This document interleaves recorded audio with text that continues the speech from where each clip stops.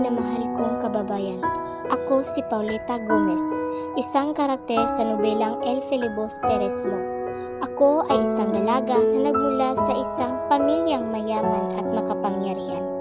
Ngunit sa likod ng mga tagumpay at yaman na ito, may mga saloobin at mga suliranin na akala ninyo ay hindi kailanman makaabot sa tulad kong nasa mataas na kalagayan. Inampon ako ng aking tiya na si Doña Victorina. Simula nang ako'y maging isang ulila, hindi ko gaanong lubos alam ang buhay sa syudad nang magsimula akong mamuhay sa poder ng aking tiya. Habang ako'y lumalaki, ay unti-unti akong natuto ng mga bagay na dapat kong gawin at hindi dapat gawin. Tinuruan ako ni Doña Victorina ng mga bagay-bagay tulad na lamang na dapat nating gamitin ang ating talino at pairalin ang ating isipan imbis na ang puso. Ako'y may iniibig na ang ngalan ay isagani, ngunit ang aming pag-ibigan ay nahinto dahil sa pagkakasangkot dito sa di umamoy pag-aalsa.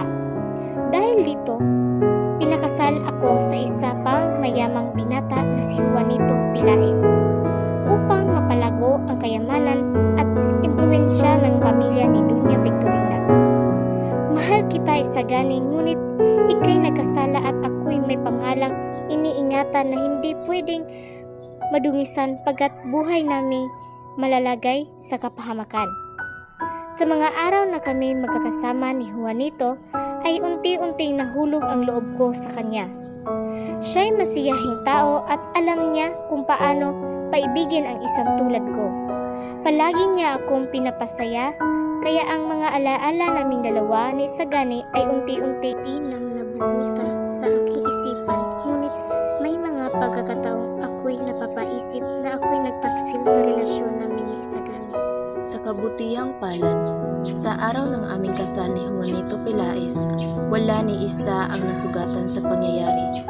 Niligtas kami ni Sagani nang kunin niya ang lampara at itapon malapit sa ilog. Laking pasasalamat ko sa kanya sapagkat ako'y niligtas. Sa kabutihang palad, sa araw ng aming kasal ni Juanito Pilaes, wala ni isa ang nasugatan sa pangyayari at niligtas kami ni Sagani nang kunin niya ang lampara at itapon malapit sa ilog. Laking pasasalamat ko sa kanya sapagkat ako'y niligtas niya sa kamay ni kamatayan na kahit ang aming relasyon ay tapos na, ay hindi pa rin niya ako pinabayaan. Bago magtapos ang kwento, napagtanto ko ang kadilimang bumabalot sa lipunan.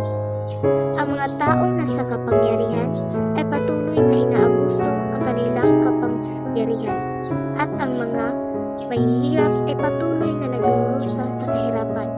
Ngunit sa kabila ng relasyon na iyon, wala akong nagawa kundi ang manood sa hindi nagbabagong